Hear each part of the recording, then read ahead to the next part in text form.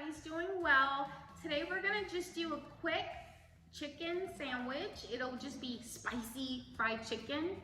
Really quick, okay? 'Cause these kids are hungry. They're getting on my nerves a little bit. They're overeating. I'm filming this during our nationwide quarantine time, so let's get started, okay? I hope everybody's doing well. Like I said, I finally started my YouTube channel, so that's going. Let's hope for more subscribers.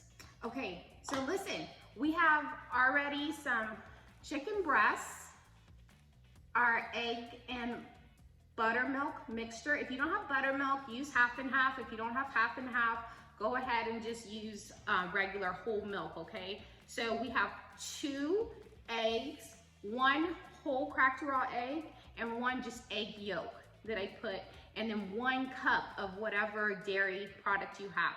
And we're gonna mix that up, okay? And we've already have seasoning that we're gonna put in there, okay? Not a lot.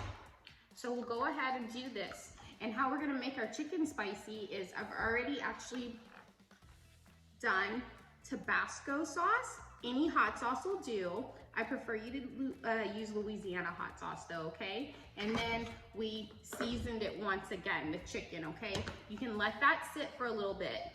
So what we wanna do is take also a cup of seasoned flour. If you have a self-rising flour, that actually is better, but I don't, so I'm using all-purpose flour, okay? Just white flour will do, okay? So I'm gonna take my chicken, let it sit, and then what we're gonna do, we're gonna piece by piece dip a little flour, spread a little flour over the chicken, dip it in our egg and milk mixture, and then go ahead and put it in the cup of flour, just one by one, okay? Because you want to make sure your chicken has a chance to be covered on each side. Before we start that, we want to get a pot. It doesn't really matter as long as it has a heavy bottom, okay? Because we're frying. And we're going to take enough vegetable, canola, or peanut oil to cover at least 1 inch of the pot, okay? We don't have to use the whole container. We're not deep frying. We're just going to go ahead and do like a pan fry. So let's get started. We want to keep that on medium high, okay? Right before you start. It's not that much oil. We don't want it to overheat. So like I said, medium high, okay? So we're going to take 1 piece of chicken. And you, look, just use your hands. If it freaks you out, use gloves. And you just want to kind of sprinkle the chicken a little bit with flour, okay? On both sides. Then we're going to go ahead and dip it in our egg and milk mixture. Then coat it, press down while we're coating the chicken in the flour. You can press the flour down. I'm making 3 chicken breasts. Today we're only 4 of us are eating dinner here. Okay? And just pat it. Make sure it's every little piece of the chicken is covered, okay? Like I said, pat it in. Don't worry about your hands. You can wash them later, okay? So do that. And then here is a very important step. We're not gonna put it in the oil right now. What we're gonna do is after it's coated very well, we're gonna go ahead and set it aside. And we're gonna let that flour stick really well to our chicken so all our breading doesn't fall off, okay? So let's move on to the next piece of chicken. Lightly flour so the egg and milk mixture sticks well. I'm gonna go ahead and dip that back in. Sometimes, you know, people try to just use one hand. Let's let it sit a little bit so it sticks better, okay? Sit a second. Pull that out. You can see it's nice and coated with our mixture. And then we're gonna put that also in our flour. Now, if you have, you know, not enough flour, just get some more in there, okay? Obviously, we're not gonna get the same size chicken breasts, right? Just make sure it's in there, coat it well, okay? 1 cup should be enough for 3 or 4 breasts, for sure. Okay? So that's nice and heavily coated, not thick, but it'll stick enough to fry and give us a good breading, okay? And we'll set that piece aside. Looks like I have a perfect amount of flour left for our last breast that we're gonna be frying up, okay? So we're just gonna get that nice and lightly coated, okay? And stick the last one in there. Let it soak a second. I'm gonna even out my flour in my container and go ahead and put it in there and just dip, okay? Press down, and just make sure that's nice and coated, right? So what we're gonna do is just go ahead and put your last piece, after all your pieces are nice and coated with the flour, seasoned flour. We're gonna set those aside and we'll let those sit for about 10 minutes, guys, okay? Just let it sit. I'm putting a little extra flour in case, of the remaining flour in case I kind of missed it. It's fine because we'll shake it off before we fry it, so we won't have a pot full of, like, you know, fried flour bits, okay? No one wants to see unevenly fried chicken breast, okay? So we'll let this sit. And we'll be right back, okay? Let's go wash all this gunk off our hands. If you just take paper towel and go ahead, you can wipe this off, by the way, guys, I'll show you. So it's not that horrible. So I have my little fingertips only. I'm gonna use my elbow to take it off. And here, you can see that easily comes off. Before I try to wash my hands, I'm just pulling that off, okay? All right, so that should make it easier. See, not so bad. So now I'm gonna go and wash my hands, throw this away and wash my hands, and we'll start frying in about 10 minutes, okay guys? Okay guys, it's been about 10 minutes, okay? We're gonna make sure that our oil is hot. So how we're gonna do that is just take a little bit of flour and sprinkle it in the pot. I don't know if you could hear that sizzle, but that sizzled. So that means we're ready, okay? So right before I fry our spicy chicken sandwich, that's Cajun style because it's super spicy, okay? I'm gonna take a little white pepper and sprinkle it really lightly, both sides, because we don't always want uniform taste, right? And that just gives it a little extra kick, not that we need that much extra kick, okay? Put that back on there. I'm gonna have to wash that top because I touched it. Okay, so what we're gonna do is just take our hands and start frying the chicken. So carefully place the chicken here, and here it's going nice and good. And just make sure, you know, your oil's hot enough so it can keep the temperature for all your pieces of chicken. So this pot is perfect for 3 nice big pieces. And we're just gonna let that go, okay? Let's wash our hands while we're waiting.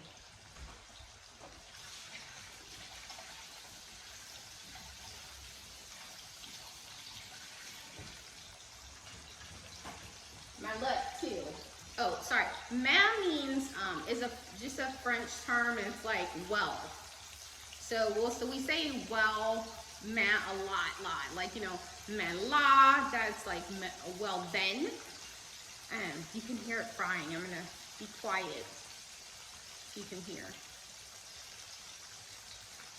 Oh, it's going. So we're gonna let that fry on a medium high. Now listen, if your chicken looks like it's turning brown right away, your oil is too hot.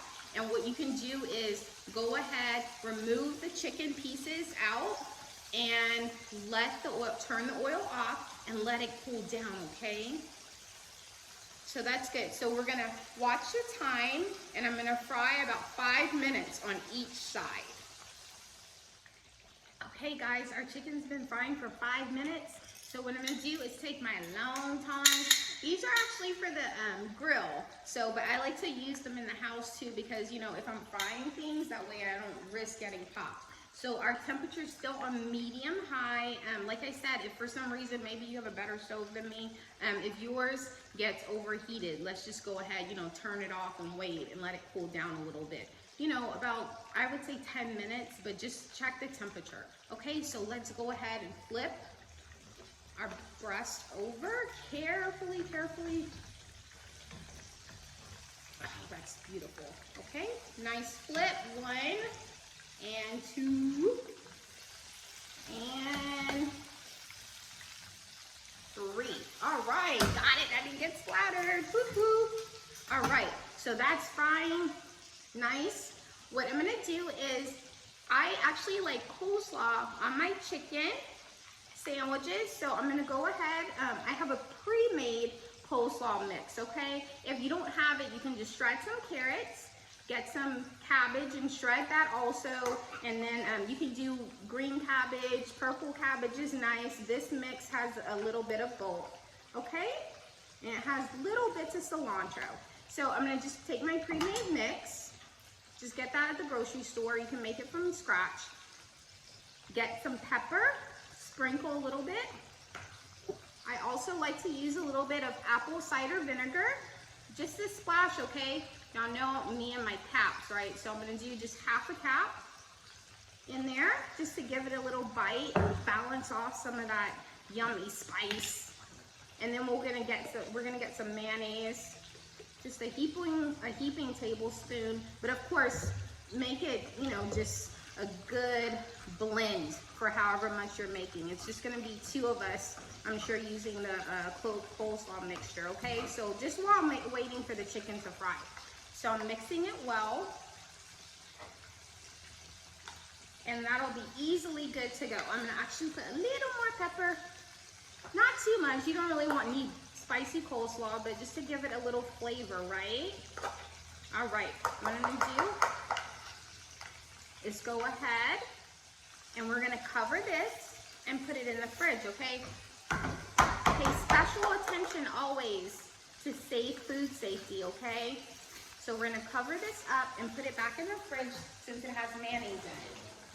And we'll get that when we're building our sandwich, okay? Some people might like cheese on their chicken sandwich. That's a nice touch. Just whatever your family likes, okay, on their sandwiches. And this is a quick dinner idea. Sorry about that. Okay. So we have our chicken, and yay for me, I'm not poking it, touching it, anything. And here's a little secret. There's, I don't know how much it tastes like, but for me, if you want to marinate your chicken beforehand, just put a little splash of pickle juice. I won't name the restaurant, but supposedly they put pickle juice on their chicken. And I've tried it, and it actually does taste a lot like it. So sometimes I just cut tenders into nugget-sized pieces, marinate them in seasoning. You can use my favorite Creole seasoning, or go ahead and just do, you know, cayenne, black pepper, salt. That little mix will taste so good on anything, okay? So we're still going, right? We want to always make sure our chicken's cooked through. All right, guys, while that's cooking, I'm sorry. Hello, that's my dog here. And so I have some nice brioche buns. I think he's actually barking at the frying pot, okay? So here we have a brioche bun. I'm gonna heat these in the oven on 225 for 5 minutes, okay? So our chicken is fried on both sides for 5 minutes. So I'm gonna go ahead, flip them one more time.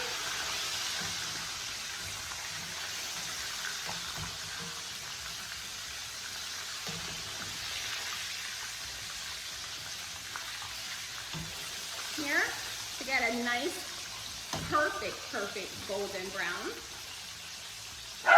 And we're gonna let those fry more for about, I would say, 2 minutes, okay? These breasts are extra thick, so if they were thinner, it would be less time. So I'll let you see how thick they are. I would say about 1 inch, okay? So what I'm gonna do now is get a plate I've already had and line it with paper towels, and we're gonna go ahead and drain our chicken, okay? So I'm gonna turn my burner off. start getting my chicken out. This chicken's been frying now for about, I would say almost 15 minutes actually. It's a nice firm crust because we use our extra egg yolk. That always helps. And we have a nice brown. Here we go, guys. Yummy, yummy. Right here. I don't know why I say yummy, yummy. Honestly, I think my older sister used to say that all the time when she was making me tuna all the time. Every time I told her, I'm hungry. You want tuna? So now, guess what? I barely eat tuna. That's like a super emergency meal. Not that it's not good. It's just she wore me out on that tuna. All that good food in Louisiana, and that was her cooking thing of choice for lunch. Sorry, Monique, I love you. Okay, so here we have our fried chicken. We're gonna let that sit, okay? Our buns, we're gonna put them in the oven, however many buns, just like I said, 225 for about 5 minutes, okay? So let's do that now. Okay guys, so our buns have toasted in the oven for 225. If you have extra thick buns like me, you can also put them on a low broil, but you're gonna have to watch the broil, okay? So here you can see the buns are nice and toasted, beautiful brown, right? And what we're gonna do is just go ahead and start building our sandwich. Now, if you have younger children that you still serve their dinner, you can go ahead and dress it for them. My kids are teenagers and they're kind of picky, so what I do is give them the bun, the meat, and say, make your own sandwich, dress it how you like. I personally like it with coleslaw, like I said, and then you can also put pickles, you can add cheese. The world is yours, right, for dinner. Okay, so before we start dressing those, what I want you to do is take your biggest piece of chicken or one of the pieces of chicken, and just for safety, okay, whatever. You want to just go ahead and cut through the middle a little bit. And I can see my chicken is all white, it's all cooked through, so I know I'm safe. Okay. So if you're not sure or you just want to be extra safe, just make sure your oil is at 350 and your chicken has been cooked through, okay? So like I said, mine is nicely done. And so what I'm gonna do is just start going ahead and calling everyone for dinner. We'll put one breast on here so we can see our presentation. Perfect size, guys. Look at that, how big. That's huge, right? So like I said, if you don't have such a big chicken breast, then it's fine. Just, still watch the temperature, make sure everything's cooked through. Okay, so your chicken actually inside, if you're gonna measure with a cooking thermometer, should reach at least 165 degrees, okay? I wanna make sure everyone's safe. I just can eye things and I cook so much, so I'm very confident that everything's fine. So here we have our spicy Cajun chicken sandwich. Okay, and I'll go ahead and add a picture of mine so you can see how I like to dress it. All right, guys, see, that was quick, right? Enjoy. Hey guys, I'm back real quick. I forgot a little tip I have, okay? Since we're not having a huge amount of oil in our pot, just about 1 inch, what I do is I take paper towels. I'm sorry if you feel it's wasteful, but this is the safest way that I've found for the environment. I take paper towels once the oil is cooled a little bit and just stuff those in. I let the paper towels absorb the oil, and then after I let it sit, I make sure it's super cooled down. I go ahead and just throw it away, okay? So I hope that little tip helps you, okay? Bye, guys.